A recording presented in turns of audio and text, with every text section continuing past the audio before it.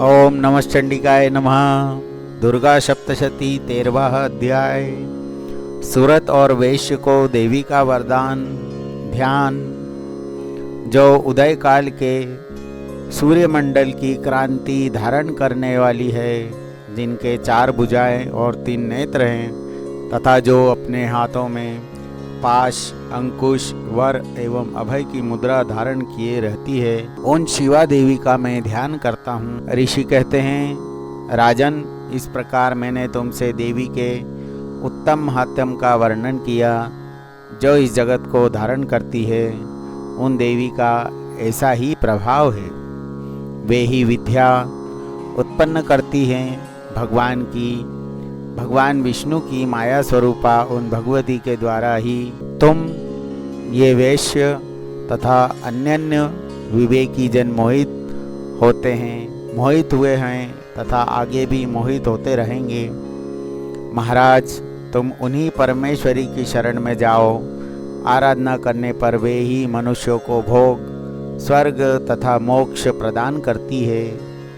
मार्कंड जी कहते हैं, कौष्टुकी जी मेघा मुनि के ये वचन सुनकर राजा सूरत ने उत्तम व्रत का पालन करने वाले उन महाभाग महर्षि को प्रणाम किया। वे अत्यंत ममता और राज्यपहरण से बहुत खिन्न हो चुके थे। महामुनि इसलिए विरक्त होकर वे राजा तथा वैश्य तत्काल तपस्या को चले गए और वे जगदम्बा के दर्शन के लिए नदी के तट पर रहकर तपस्या करने लगे। वे वैश्य उत्तम देवी सुक्तम का जप करते हुए तपस्या में प्रवृत्त हुए। वे दोनों नदी के तट देवी की मिट्टी की मूर्ति बनाकर पुष्प, धूप और हवन आदि के द्वारा उनकी आराधना करने लगे। उन्होंने पहले तो आहार को धीरे धीरे कम किया, फिर बिल्कुल निराहार रहकर देवी में ही मन लगाया। एकाग्रता पूर्वक उनका चिंतन आरंभ किया। वे दोनों अपने शरीर के रक्त से प्रोक्षित बलि देते हुए लगातार 3 वर्ष तक संयम पूर्वक आराधना करते रहे। इस पर प्रसन्न होकर जगत को धारण करने वाली चंडिका देवी ने प्रत्यक्ष दर्शन देकर कहा।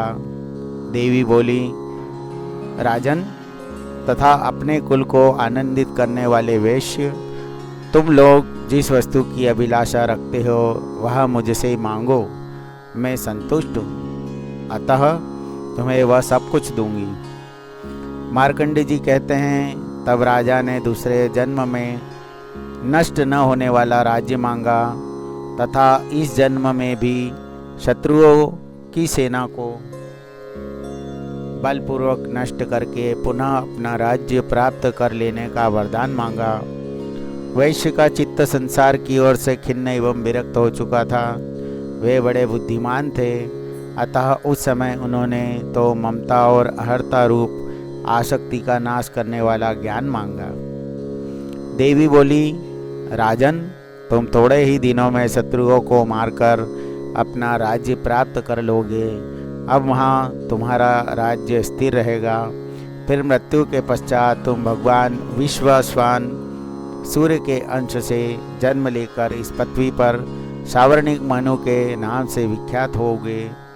वैश्य वर्ण, तुमने भी जिस वर को मुझसे प्राप्त करने की इच्छा की है उसे देती हूँ। तुम्हें मोक्ष के लिए ज्ञान प्राप्त होगा। मार्कंडेय जी कहते हैं, इस प्रकार उन दोनों को मनोवांछित वरदान देकर तथा उनके द्वारा भक्तिपूर्वक अपनी स्तुति सुनकर देवी अंबिका तत्काल अंतर्ध्यान हो गई। इस प्रकार देवी से वरदान पाकर क्षत्रियों में श्रेष्ठ सूरत सूर्य से जन्म लेकर सावर्णिक नामक मनु होंगे।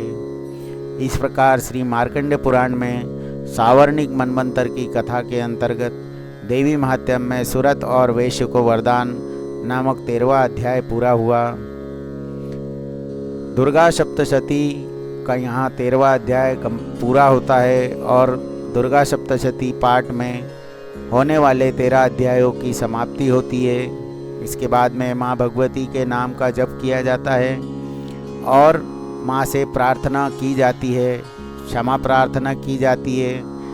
हमारे द्वारा जो भी पाठ में गलती हुई हो किसी प्रकार की कोई त्रुटि हुई हो, कोई पढ़ने में त्रुटि हुई हो, किसी भी प्रकार से त्रुटि हुई हो, उसकी क्षमा प्रार्थना करते हैं। हमारा क्षमा प्रार्थना करने का जो वीडियो है वो पहले आ चुका है, उसका लिंक डिस्क्रिप्शन में डाल दिया गया है। वहाँ से आप क्षमा प्रार्थना माँ से कर सकते हैं और उसकी विधि जान सकते हैं कि माँ से किस प्रकार क्षमा प्रार्थना करना है। ये पाठ पूरा करने के बाद में माँ भगवती दुर्गा से आप क्षमा प्रार्थना करें और अपने अभिष्ट की कामना के लिए आपने जो दुर्गा सप्तशती का पाठ सुना और पढ़ा वो यहाँ पूर्ण होता है।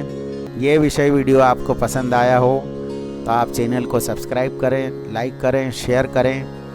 हमारे चैनल पर इसी तरह की और काफ़ी सारी संस्कृत से हिंदी अर्थ की वीडियोस आपको सुनने को और जहाँ तक हो सकेगा उसका लिखा हुआ भी हम लोग उपलब्ध कराने की कोशिश करेंगे। जय माता दी।